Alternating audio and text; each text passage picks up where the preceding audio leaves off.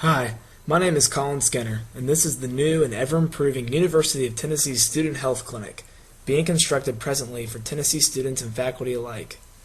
The new building will be much bigger than its old counterpart and will give Tennessee yet another new, innovative look to its old campus.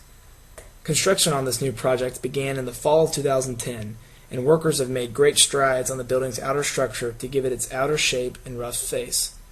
Since August, large iron beams began going up just on the edge of Volunteer Boulevard in front of a few fraternity houses on the corner of Pat Head Summit Street.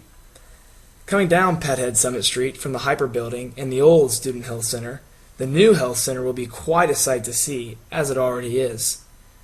Blaine Construction Corporation was hired by the university to undertake the project, estimating that the building and the surrounding landscape will be completed sometime this summer. Up on the roof, construction workers toil mornings and evenings securing the skeleton of the new building, reassuring passerbys that it's much better to work when it's not so cold out. Back behind the structure, proof of a solid foundation and progress shows in front of the Phi Sigma Kappa House. The older building still in use, sitting at the corner of Pat Head Summit Street and Andy Holt Avenue, does not boast much innovation or prestige, besides helping sick students in need of a doctor. Its plain, beige brick front is quite an outdated look and matches the Hyper Building across the street, the old recreational facility, already replaced by the T-Rec just down the road on campus. Inside the old building, a long hallway leads students to different doctors' offices straight off from the small entrance, but it is apparent that a strategic change needs to be made to the cramped corridors of the old building for the sick. One of its major problems, and the reason why a new building is being built, according to the university, is because the old structure's outdated structure, lack of room and usable space, and its incompatibility to see enough students at one time. The new building is exactly what UT needs for its students and faculty, and it can't come soon enough. Thank goodness UT's ill and healthy are being saved from this old facility beginning this summer.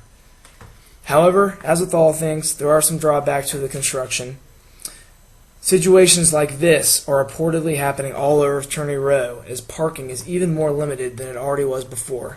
The Phi Sigma Kappa house, mentioned earlier, is literally in the backyard of the new Student Health Center and is witnessing the construction and experiencing its ill effects on parking firsthand. The construction men don't seem to worry, but it is posing a serious problem logistically for men living in the fraternity houses or involved with their fraternities.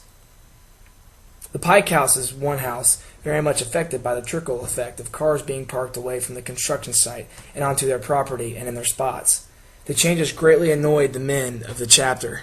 Yeah, it's getting a little crazy and it's kind of annoying. I mean, all the parking is filled up. I'm having to go in the back. I know a couple of buddies over at Phi Sig are a little aggravated about it.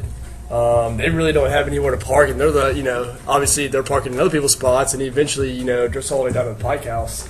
So, I know when I have to go to the T-Rec and stuff, and I'm looking for a parking space, it takes me not only about 10 minutes, but I try to, go around in the back, and even the back's kind of full. So, I don't know, it doesn't seem reasonable at times, and I'm a little pissed off about it. Regardless of the present parking problems, students and faculty will be buzzing about the facility once completed this summer, and freshmen will be very glad to have a brand new health center to use when the weather gets cold again. The structure will be put to good use, and hopefully the volunteers on campus will have a much healthier stay because of it.